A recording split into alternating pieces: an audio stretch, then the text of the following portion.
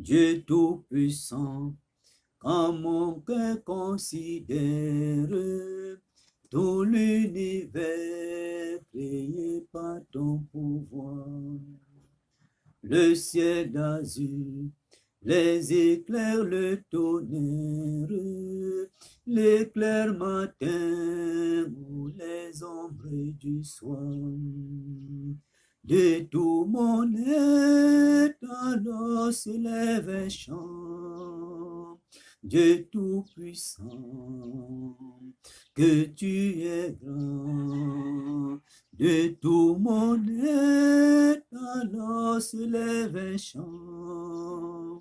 Dieu Tout-Puissant, que tu es grand. Quand par les bois ou la forêt profonde, j'entends tous les oiseaux chanter. Quand sur les monts, la source avec son nom, livre aux filles son chant doux et léger. Alors mon cœur est dit la nuit, le jour, que tu es grand, ô Dieu d'amour. Alors mon cœur est dit la nuit, le jour, que tu es grand, ô Dieu d'amour. Mais quand je songe au sublime mystère, qu'un Dieu si grand a pu penser à moi, que son cher Fils est devenu mon frère, et que je suis l'héritier du grand roi. De tout mon être, alors s'élève un chant. Dieu Tout-Puissant, que tu es grand. De tout mon être, alors s'élève un chant. Dieu Tout-Puissant, que tu es grand. Mon cœur s'écrie à chaque instant, ô Dieu d'amour, que tu es grand.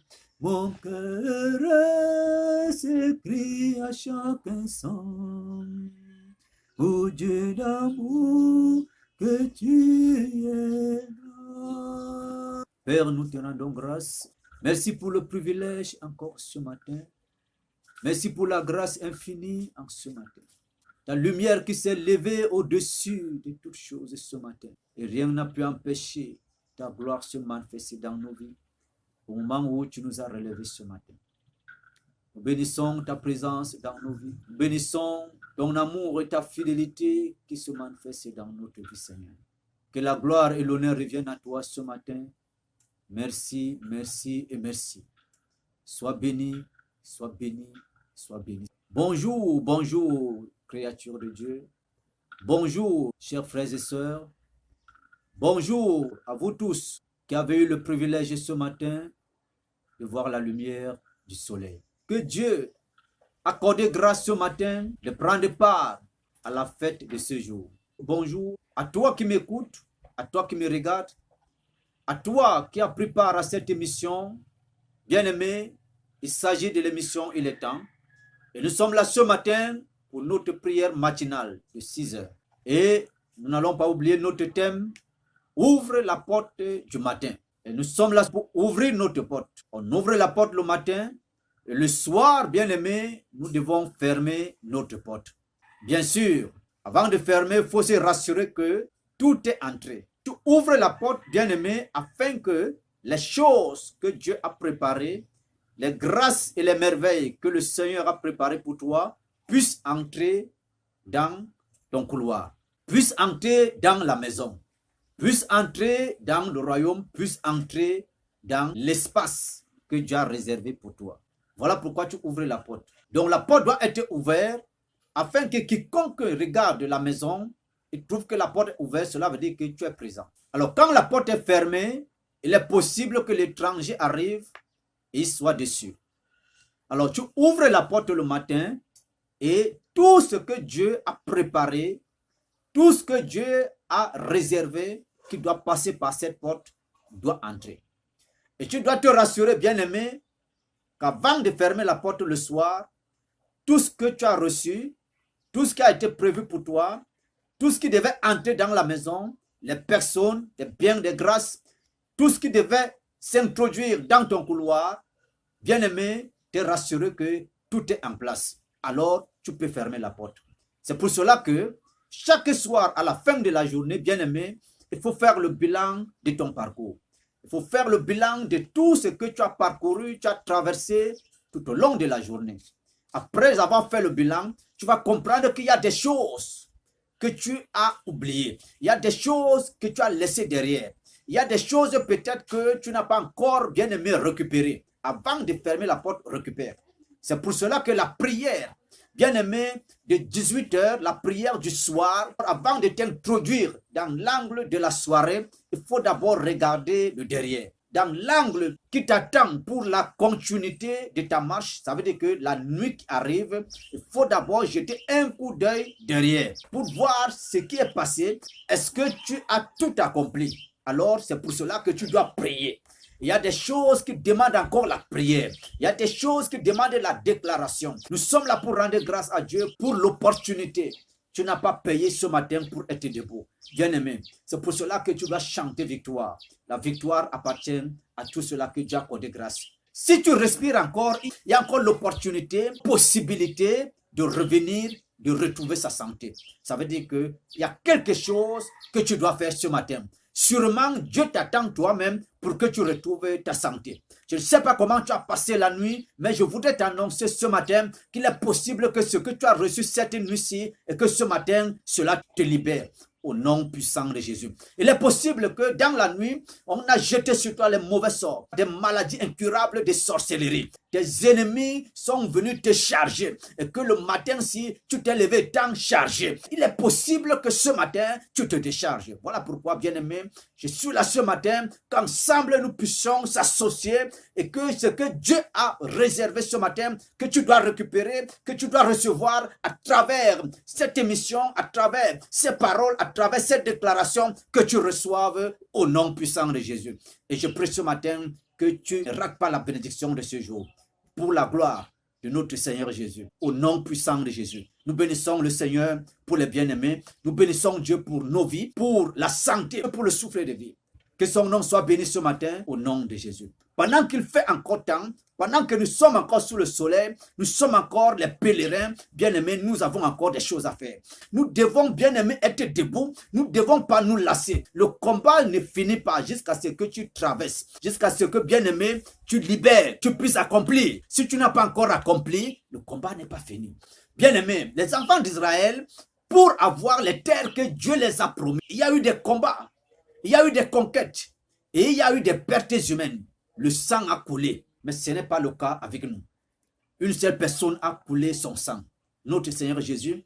Et aujourd'hui, la grâce se repose sur nos vies, la grâce se repose sur notre chemin, la grâce se repose dans tout ce que Dieu nous a donné. Ça veut dire que le pouvoir que nous avons reçu de la part de notre Père, alors nous pouvons l'exercer au nom de Jésus et les choses commencent à obéir. C'est pour cela que ce matin, nous allons continuer le chemin. Donc sur la terre, tu as le droit, tu as l'opportunité, tu as le devoir et tu as le mandat de conquérir. De conquérir tes terres, de conquérir ta journée, de conquérir tes biens, de conquérir, bien aimer ton destin, de conquérir tes bénédictions. Ne laisse pas que des choses viennent à toi spontanément. Je vais dire ceci, bien aimé, n'attends pas que les gens fassent pour toi. N'attends pas que la main tombe du ciel. Bien aimé, il faut comprendre que même quand Dieu relâche la manne du ciel pour que ça vienne te retrouver, Satan va bloquer ça. Même quand Dieu relâche la manne, que voici la manne, je vais relâcher ce matin, cette nuit. Comme la Bible déclare, même dans le sommeil, il donne à ses bien-aimés. Mais Satan bloque. l'ennemi bloque cela. Tu dois encore entrer en conquête pour réclamer même ce que Dieu t'a donné. Donc par moment, nous faisons des problèmes à Dieu pour rien. Dieu a déjà relâché. Le travail reste à notre niveau. Le Seigneur a compris que nous ne travaillons pas, nous ne conquérons pas, nous ne bataillons pas. Nous sommes aujourd'hui dans le champ de combat. Demain, nous allons relâcher. Bien-aimé, ce matin, je voudrais te faire comprendre que la résistance est très importante pour un combattant, pour un enfant de Dieu. La persévérance. Il faut résister et persévérer dans le combat. Nous devons être prudents et les conquérants. La prudence, la persévérance, l'endurance doivent être associées à ce que tu fais, à ce que tu veux. Nous ne cessons de regarder, de comprendre, de voir, de lire l'histoire de notre père, grand-père Daniel, qui était un homme de prière, qui a tellement prié, auquel Dieu a relâché sa bénédiction et Satan a bloqué. Et il n'est pas resté calme. C'est Dieu qui est resté tranquille parce que Dieu voyait comment Satan a bloqué. Avant que lui ne voyait, Dieu lui le voyait déjà. Donc Dieu pouvait faire à ce que, avant que Daniel ne continue les prières, Dieu envoie son équipe d'armée pour débloquer sa bénédiction. Mais Dieu est resté tranquille. Il l'a encore attendu. Il voulait encore voir la persévérance. Il voulait voir la foi, la détermination de Daniel. Et c'est quand Daniel a persévéré, c'est là où Dieu s'est réveillé maintenant. Il a dit, ok, je vais maintenant envoyer mon armée qui va aller libérer la bénédiction de Daniel. Au lieu de se lamenter, mets-toi au travail. Reçois les armes que Dieu a proclamées et sois restauré. Lève-toi et prie. Déclare, arrache, récupère et cherche la sanctification. Éloigne-toi du péché. Toutes ces choses-là, ferme la porte de ton parcours. Sois béni ce matin au nom de Jésus. Donc nous allons continuer, bien-aimés, notre parcours. Toujours dans le livre de Luc, chapitre 24, auquel nous allons encore découvrir d'autres choses qui vont nous permettre ce matin d'avancer avec le Seigneur. Nous bénissons le Seigneur qui ne nous laisse pas arrêter, qui est toujours à nos côtés pour nous nourrir, pour nous restaurer. Au nom de Jésus. Le Seigneur est bon. Nous disons merci à Dieu. Que la gloire revienne à lui seul, à notre Dieu. Nous lisons. Le premier jour de la semaine, elles se rendirent au sépulcre de grand matin, portant les aromates qu'elles avaient préparés. Elles trouvèrent que la pierre avait été roulée de devant le sépulcre. Et, étant entrées, elles ne trouvèrent pas le corps du Seigneur Jésus. Comme elles ne savaient que penser de cela, voici deux hommes leur apparurent en habits resplendissants. Saisies de grandes frayeurs, elles baissèrent le visage contre terre. Mais ils leur dirent, pourquoi cherchez-vous parmi les morts celui qui est vivant? Il n'est point d'ici, mais il est ressuscité. Alors nous notons ce matin, bien aimé, ce dernier paragraphe. Pourquoi cherchez-vous parmi les morts celui qui est vivant? Il n'est plus ici. Ça veut dire qu'il faut savoir comment chercher des personnes. Il faut savoir quoi chercher, où chercher cela. Bien aimé. Même dans ton parcours, lorsque tu es en train de chercher, même quand tu cherches l'Éternel, il faut savoir où le chercher, comment le chercher. Les choses de la terre que nous cherchons, bien aimé, chaque chose a une place que Dieu a programmée, que c'est là que tu vas trouver. Vous voyez, on a trop de problèmes parce que par moment, nous cherchons certaines choses là où il ne faut pas les chercher. Les anges disent aux femmes ici, mais vous vous êtes trompés. Comment pouvez-vous chercher parmi les morts celui qui est vivant? La Bible nous dit que la terre n'a pas pu le contenir. Il a vaincu la mort et le séjour des morts. Il a arraché les clés de la mort et du séjour des morts. Et la Bible nous dit qu'il est passé par la mort. Parce que la mort a été comme un bateau pour arriver à la résurrection. Donc il n'était pas un mort. Pendant que tu vas ouvrir ta porte de ce matin, il y a des choses que tu dois demander à Dieu où les chercher. Ne te lance pas dans l'aventure. Non, le monde est classé. Le monde est ordonné. Si tu veux bien aimer quelque chose, tu veux la chaussure, tu veux l'habit, tu veux la nourriture, toute chose que nous nous lançons à la recherche, ça a une place. Et nous devons chercher chaque chose à sa place, selon que Dieu a programmé. C'est pour cela que nous, ne sachant pas comment les choses sont ordonnées, nous devons faire recours à l'Esprit de Dieu. Je voudrais t'annoncer ce matin que tu ne peux pas réussir à accomplir à la longueur de la journée si tu n'as pas fait mention au Saint-Esprit. Tu as besoin de la présence du Saint-Esprit. Tu as besoin de la présence de Dieu, que tu sois païen ou chrétien. Tu as besoin que la main de Dieu te conduise pour que tu arrives à retrouver ce que tu cherches. Les femmes là cherchaient Jésus. Elles voulaient encore apporter de l'importance sur le corps de Jésus. Les femmes là cherchaient Jésus pour la gloire du Seigneur. Je voudrais te dire que les choses même que nous cherchons, nous devons déjà mettre au préalable l'intérêt de Dieu. Lorsque nous lançons dans la recherche de quoi que ce soit, dans nos activités, dans tout ce que nous pouvons faire sur la terre, mettons d'abord l'intérêt de Dieu devant. Parce qu'il n'y a rien sur la terre qui a été fait en dehors de la présence de Dieu, en dehors de Dieu, de la main puissante de Dieu. Et la Bible dit que les choses qui ont été créées sur la terre, les visibles et les invisibles, ont été créées pour Jésus, avec Jésus et en Jésus. Cela veut dire que ce matin encore, je t'annonce Jésus.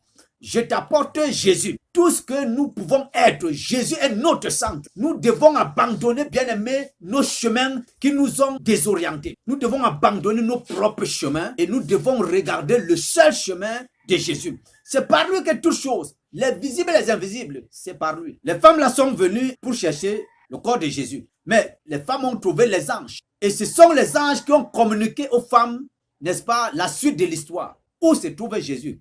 Qu'est-ce qui s'est passé? Bien-aimés, nous avons besoin de la présence spirituelle pour chercher les choses physiques. Elles venaient oindre, embaumer le corps de Jésus dans la forme physique. Mais elles ont rencontré la présence spirituelle qui les a donné l'orientation. Bien-aimés, même quand nous cherchons les choses physiques, nous devons avoir besoin et avoir soif de la présence spirituelle qui va nous orienter à retrouver les choses physiques, qui va nous donner l'orientation parce que chaque chose physique a une orientation précise dans le monde spirituel. Alléluia. Chaque chose physique que nous voyons sur la terre a une orientation spirituelle dans le monde invisible. Alors, les femmes là ont trouvé la présence spirituelle qui était les anges, mais pourtant elles venaient pour embaumer. Donc, c'était une œuvre pratique, c'était quelque chose de physique. Mais pour qu'elles comprennent la suite de la chose physique qu'elles sont venues regarder, il a fallu qu'elles rencontrent la chose spirituelle,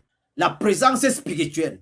Bien-aimé, tu ne peux pas t'en passer. C'est pour cela que le monde-ci est contrôlé par le règne de l'esprit. C'est pour cela que vous voyez beaucoup de gens s'accrocher, n'est-ce pas, dans le monde des ténèbres pour chercher comment les choses spirituelles fonctionnent. Mais je voudrais te décourager en ce matin de ne pas s'accrocher dans le monde des ténèbres, de ne pas s'accrocher dans le règne invisible des ténèbres pour connaître les choses de l'esprit. Jésus nous a donné tout. Le Seigneur nous a laissé l'opportunité. Ça veut dire qu'il n'y a exception de personne. Tu peux chercher l'Éternel. Tu as le droit de le chercher.